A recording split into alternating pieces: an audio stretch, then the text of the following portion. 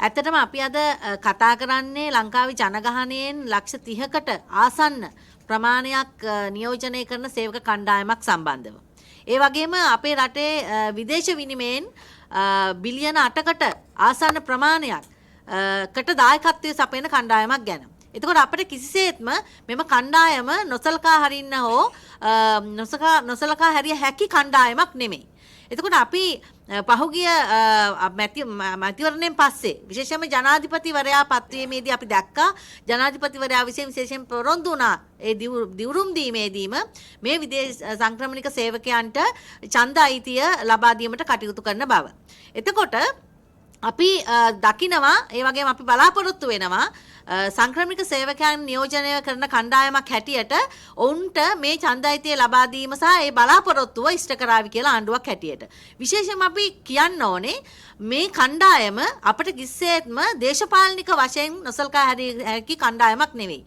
මේ සංඛ්‍යාව ගත්තම ලක්ෂ 30කට ආසන්නයි කියන්නේ දේශපාලනික වශයෙන් බලපෑමක් කළ හැකි කණ්ඩායමක්. ඒක නිසා අපි බලාපොරොත්තු වෙනවා මේ ආණ්ඩුව යටතේ මේ ඡන්ද අයිතිය උන්ගේ මේ ප්‍රජාතන්ත්‍රවාදී අයිතිය ලබා දීමට කටයුතු කරાવી කියලා. මොකද අපිට ලැජ්ජ වෙන්න ඕන එක අතකින් මේ මෙච්චර වසර ගණනාවක් දශක ගණනාවක් මේ සැලකිය යුතු විදේශ විනිමයක් රටට ගේන කණ්ඩායමකට මේ ඡන්ද අයිතිය ලබා නොදීම සම්බන්ධව මේ වෙන තෙක්.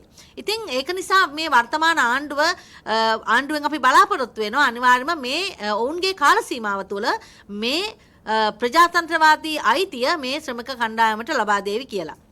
එතකොට අනිත් එක විශේෂයෙන්ම අපේ කමීට කලින් සහෝදරවරු සඳහන් කරා මේ ප්‍රජාතන්ත්‍රවාදී අයිතිය උන්ට ලබා දී යුත්තේ ප්‍රායෝගිකව උන්ට මේක ක්‍රියාත්මක කළ හැකි එහෙම නැත්නම් මේ වරප්‍රසාදය ලබාගත හැකි ආකාරයට. ඒක නිසා සංක්‍රමණික සේවකයන්ගේ හඬ ජාලය හැටියට අපි යෝජනා කරන්නේ උන්ට මේ වෝටින් සිස්ටම් එක යටතේ මෙම අයිතිය ලබා දෙන්න කියලා. ඒක නිසා අපි නැවත නැවතත් මේ ආණ්ඩුවට කියනවා ඔවුන්ගේ කාල සීමාව තුළ වහාම මේ සංක්‍රමණික සේවකයන්ට මේ ප්‍රජාවට වහාම ඔවුන්ගේ ප්‍රජාතන්ත්‍රවාදී අයිතිය ඡන්ද අයිතිය ලබා දීමට කටයුතු කරන්න කියලා.